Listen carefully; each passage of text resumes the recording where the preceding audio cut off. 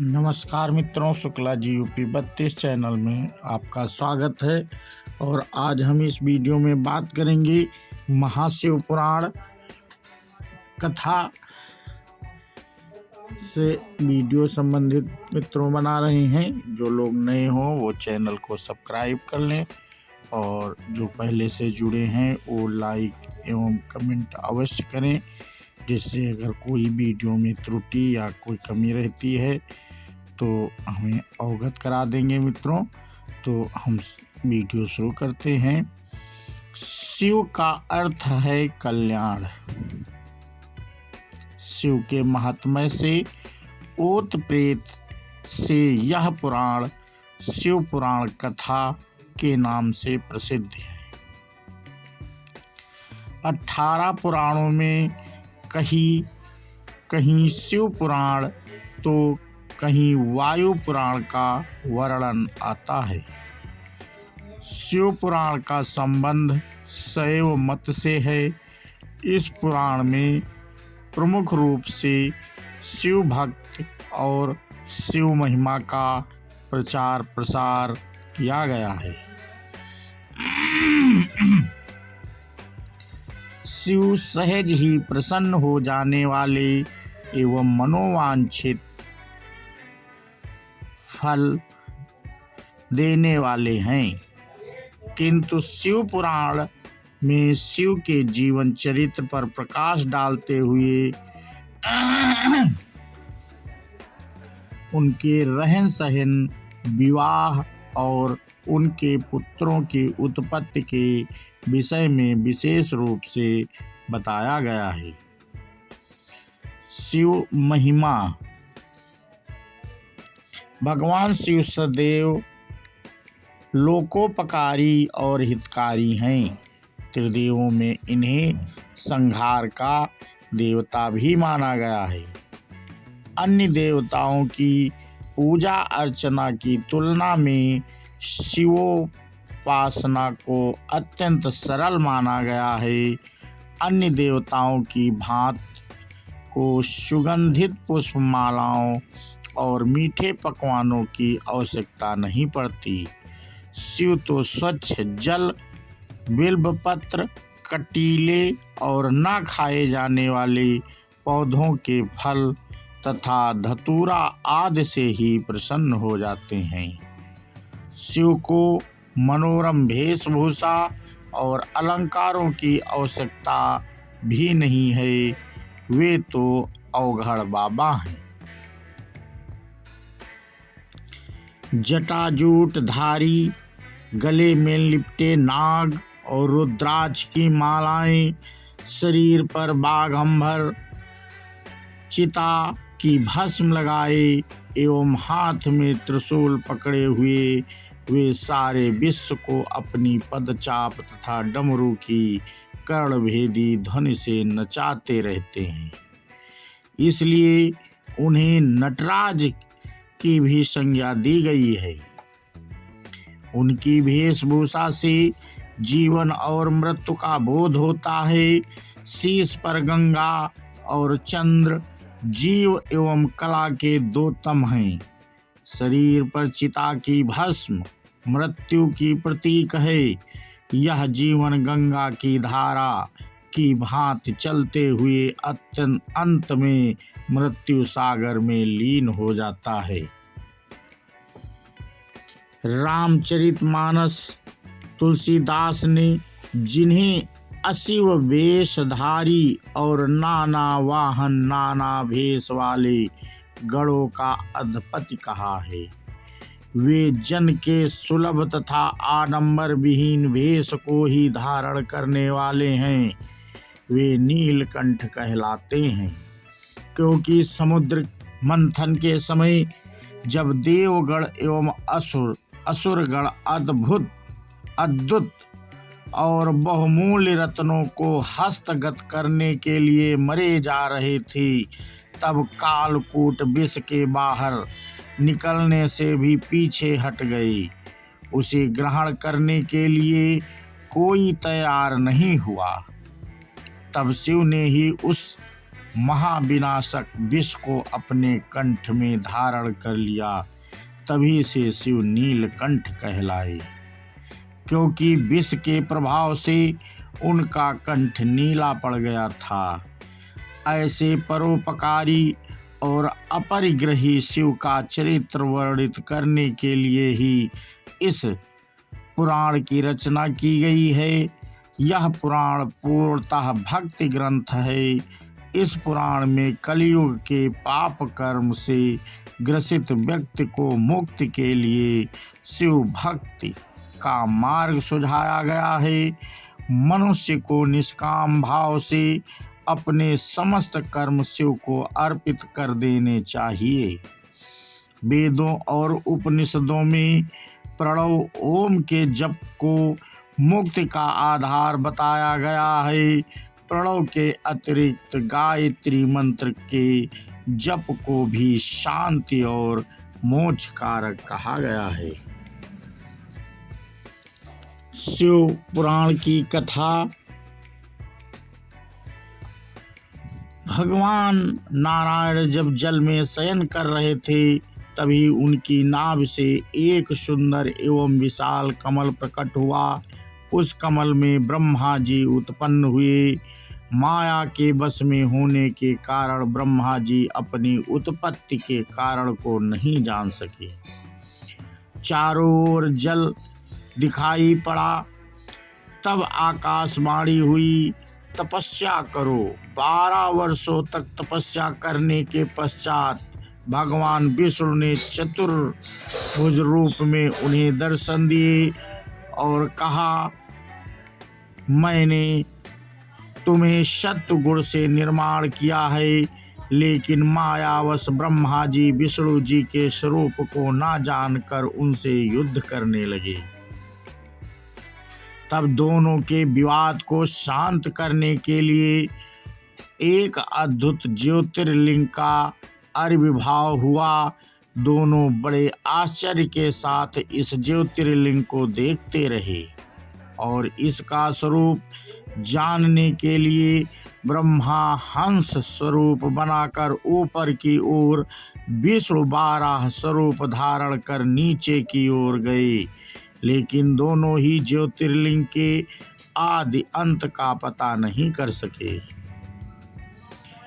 इस प्रकार 100 वर्ष बीत गए। इसके पश्चात ज्योतिर्लिंग से उन्हें ओमकार शब्द का नाद सुनाई पड़ा और पंचमुखी एक मूर्ति दिखाई पड़ी। ये ही शिव थे।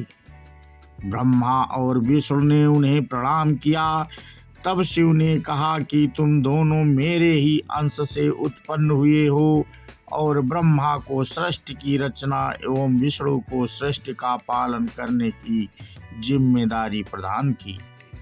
शिव पुराण में 24,000 श्लोक हैं। इसमें तारकासुर वध, मदनदाह पर्वत की तपस्या, शिव पार्वती का विवाह, कार्तिकेय का जन्म, त्रिपुर का वध, केतकी के पुष्प शिव पूजा में निषेध, रावण की शिव भक्ति आदि आदि प्रसंग वर्णित हैं। और शिव पुराण में 12 संहिताएं हैं। नंबर 1 विघ्नेश्वर संहिता, नंबर 2 रुद्र संहिता, नंबर 3 वैनायक संहिता, नंबर 4 भौम संहिता, नंबर 5 मात्र संहिता, नंबर 6 रुद्र एकादश संहिता, नंबर 7 कैलाश संहिता, नंबर 8 सत रुद्र संहिता, नंबर 9 कोटि रुद्र संहिता, नंबर 10 सहस्त्र कोटि रुद्र संहिता, नंबर 11 वायवीय संहिता, नंबर 12 धर्म संहिता।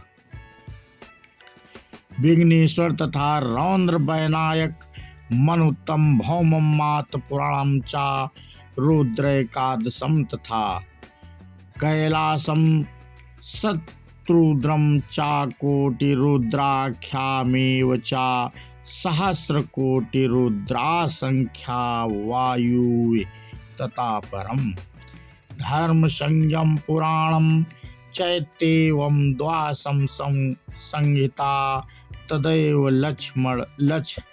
लक्षणमुद्दिष्टं सैवं शाखा विभेदता। इन संहिताओं के श्रवण करने से मनुष्य के समस्त पाप नष्ट हो जाते हैं तथा शिव धाम की प्राप्ति हो जाती है। मनुष्य को चाहिए कि वह भक्ति, ज्ञान और वैराग्य से संपन्न हो, बड़े आदर से इनका श्रवण करें। 12 संहिताओं से युक्त यह दिव्य शिव पुराण ब्रह्म परमात्मा के समान विराजमान है और सबसे उत्कृष्ट गति प्रदान करने वाला है। विघ्नेश्वर संहिता। इस संहिता में शिवरात्रि व्रत, पंचकृत, ओमकार का महत्व, शिवलिंग की पूजा और दान के महत्व पर प्रकाश डाला गया है। शिव की भस्म और रुद्राक्ष का महत्व भी बताया गया है। रुद्राक्ष जितना छोटा होता है उतना ही अधिक फलदायक होता है। खंडित रुद्राक्ष, कीड़ों द्वारा खाया हुआ रुद्राक्ष या गोलाई रहित रुद्राक्ष कभी धारण नहीं करना चाहिए। सर्वोत्तम रुद्राक्ष वह है जिसमें स्वयं ही छेद होता है। सभी वर्ण के मनुष्यों को प्रातःकाल की भोर बेला में उठकर सूर्य की ओर मुख करके देवताओं अर्थात शिव का ध्यान करना चाहिए। अर्जित धन के 3 भाग करके 1 भाग धन वृद्धि में, 1 भाग उपभोग में और 1 भाग धर्म कर्म में व्यय करना चाहिए। इसके अलावा क्रोध कभी नहीं करना चाहिए और ना ही क्रोध उत्पन्न करने वाले वचन बोलने चाहिए।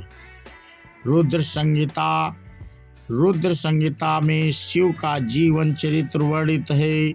इसमें नारद मोह की कथा, सती का दक्ष यज्ञ में देह त्याग, पार्वती विवाह, मदन दहन, कार्तिकेय और गणेश पुत्रों का जन्म, पृथ्वी की परिक्रमा की कथा, शंखचूड़ से युद्ध और उनके संहार आदि की कथा का विस्तार से उल्लेख है। शिव पूजा के प्रसंग में कहा गया है कि दूध, दही, मधु, धृत और गन्ने के रस पंचामृत से स्नान करा के चंपक, पाटल, कनेर, मल्लिका तथा कमल के पुष्प चढ़ाएं। फिर धूप, दीप, नैवेद्य और तांबूल अर्पित करें। इससे शिव जी प्रसन्न होते हैं। इसी संहिता में सृष्टि खंड के अंतर्गत जगत आदि कारण शिव को माना गया है। शिव से ही आदा शक्ति माया का आविर्भाव होता है। फिर शिव से ही ब्रह्मा और विष्णु की उत्पत्ति बताई गई है। शतरुद्र संहिता। इस संहिता में शिव के अन्य चरित्रों हनुमान, श्वेत मुख और ऋषभदेव का वर्णन है। उन्हें शिव का अवतार कहा गया है। शिव की 8 मूर्तियां भी बताई गई हैं। इन 8 मूर्तियों में से भूमि, जल, अग्नि, पवन, अंतरिक्ष, क्षेत्रज, सूर्य और चंद्र अधिष्ठित हैं। इस संहिता में शिव की लोक प्रसिद्ध अर्धनारीश्वर रूप धारण करने की कथा बताई गई है। यह स्वरूप सृष्टि विकास में मैथुनी क्रिया के योगदान के लिए धरा गया था। शिव पुराण की शतरुद्र संहिता के 2 अध्याय में भगवान शिव को अष्टमूर्ति कहकर उनके 8 रूपों सर्व, भव, रुद्र, उग्र, भीम, पशुपत, ईशान महादेव का उल्लेख है। शिव की इन अष्टमूर्तियों द्वारा 5 महाभूत तत्व ईशान, सूर्य, महादेव, चंद्र, क्षेत्रज्ञ, जीव अधिष्ठित हैं। चराचर विश्व को धारण करना, भव जगत के बाहर भीतर वर्तमान रह स्पंदित होना, उग्र आकाशात्मक रूप, भीम समस्त क्षेत्रों के जीवों का पापनाशक, पशुपति जगत का प्रकाशक सूर्य, ईशान धूलोक में भ्रमण कर सबको आह्वा देना महादेव रूप है। कोट रुद्र संहिता। कोट रुद्र संहिता में शिव के 12 ज्योतिर्लिंग का वर्णन है। ये ज्योतिर्लिंगों को क्रमशः सौराष्ट्र में सोमनाथ, श्रीशैल में मल्लिकार्जुन, उज्जैनी में महाकालेश्वर, ओमकार में अमलेश्वर, हिमालय में केदारनाथ, डाकिनी में भीमेश्वर, काशी में विश्वनाथ, गोमती तट पर त्र्यंबकेश्वर, चिताभूमि में बैद्यनाथ, सेतुबंध में रामेश्वरम, दारुक वन में नागेश्वर और शिवालय में भूमेश्वर हैं। इसी संहिता में विष्णु द्वारा शिव के सहस्र नामों का वर्णन भी है। साथ ही शिवरात्रि व्रत के महात्म्य के संदर्भ में व्याघ्र और सत्यवादी मृग परिवार की कथा भी है। भगवान केदारेश्वर ज्योतिर्लिंग के दर्शन के बाद बद्रीनाथ में भगवान नर नारायण का दर्शन करने से मनुष्य के सारे पाप नष्ट हो जाते हैं और उसे जीवन मुक्ति भी प्राप्त होती है। इसी आशय की महिमा को शिव पुराण की कोटि रुद्र संहिता में भी व्यक्त किया गया है। इस संहिता में भगवान शिव के लिए तप, दान और ज्ञान का महत्व समझाया गया है। यदि निष्काम कर्म से तप किया जाए तो उसकी महिमा स्वयं ही प्रकट हो जाती है। अज्ञान के नाश से ही सिद्ध प्राप्त होती है। शिव पुराण का अध्ययन करने से अज्ञान नष्ट हो जाता है। इस संहिता में विभिन्न प्रकार के पापों का उल्लेख करते हुए बताया गया है कि कौन से पाप करने से कौन सा नरक प्राप्त होता है। पाप हो जाने पर प्रायश्चित के उपाय आदि भी इसमें बताए गए। उमा संहिता। उमा संहिता में देवी पार्वती के अद्भुत चरित्र तथा उनसे संबंधित लीलाओं का उल्लेख किया गया है। चूँकि पार्वती भगवान शिव के आधे भाग से प्रकट हुई हैं और भगवान शिव का आंशिक स्वरूप हैं, इसलिए इस संहिता में उमा महिमा का वर्णन कर अप्रत्यक्ष रूप से भगवान शिव के ही अर्धनारीश्वर स्वरूप का महात्म्य प्रस्तुत किया गया है। कैलाश संहिता। कैलाश संहिता में ओमकार के महत्व का वर्णन है। इसके अलावा योग का विस्तार से उल्लेख है। इसमें विधि पूर्वक शिवोपासना, नांदी श्राद्ध और ब्रह्माय की विवेचना भी की गई है। गायत्री जप का महत्व तथा वेदों के 22 महावाक्यों के अर्थ भी समझाए गए हैं। वायु संहिता। इस संहिता के पूर्व और उत्तर भाग में पाशुपत विज्ञान मोक्ष के लिए शिव ज्ञान की प्रधानता, हवन योग और शिव ध्यान का महत्व समझाया गया है।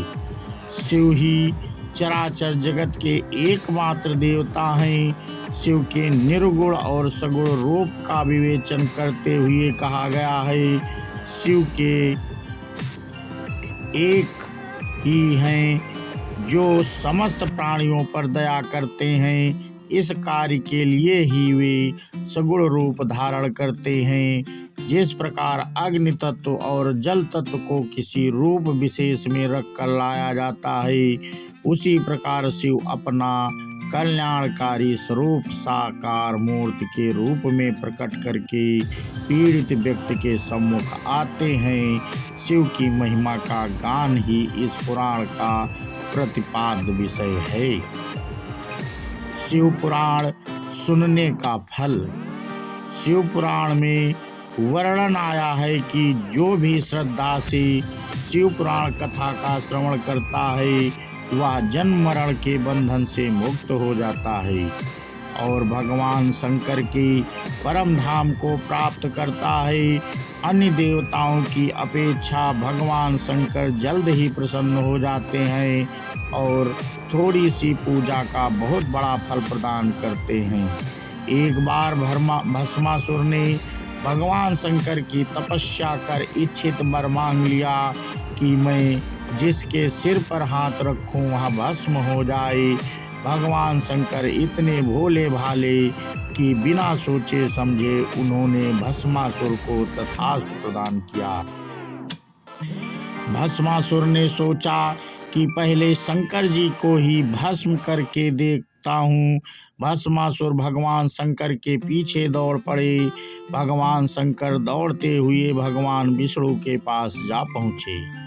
सो भगवान विष्णु ने मोहिनी स्वरूप धारण कर भस्मासुर का हाथ उसके अपने सिर पर रखवा कर भगवान शंकर की रक्षा की। इसलिए भगवान शंकर की थोड़ी भी पूजा कर दी जाए तो वह प्रसन्न हो बहुत ज्यादा फल देते हैं। जो शिव पुराण की कथा श्रवण करते हैं उन्हें कपिला गाय दान के बराबर फल मिलता है। पुत्रहीन को पुत्र, मोक्षार्थी को मोक्ष प्राप्त होता है तथा उस जीव के कोटि जन्म पाप नष्ट हो जाते हैं और शिव धाम की प्राप्ति होती है। इसलिए शिव पुराण कथा का श्रवण अवश्य करना चाहिए। इसमें संशय नहीं है। जो उत्तम बुद्धि वाला पुरुष अंत काल में भक्ति पूर्वक इस पुराण को सुनता है उस पर अत्यंत प्रसन्न हुए भगवान महेश्वर उसे अपना पद धाम प्रदान करते हैं। जो प्रतिदिन आदर पूर्वक इस पुराण का पूजन करता है वह इस संसार में संपूर्ण भोगों को भोग कर अंत में भगवान शिव के पद को प्राप्त कर लेता है। जो प्रतिदिन आलस्य रहित हो रेशमी वस्त्र आदि के वेष्टन से इस शिव पुराण का सत्कार करता है वह सदा सुखी रहता है। यह शिव पुराण निर्मल तथा भगवान शिव का सर्वस्व है। जो इहलोक और परलोक में भी सुख चाहता हो उसे आदर के साथ प्रयत्न पूर्वक इसका सेवन करना चाहिए।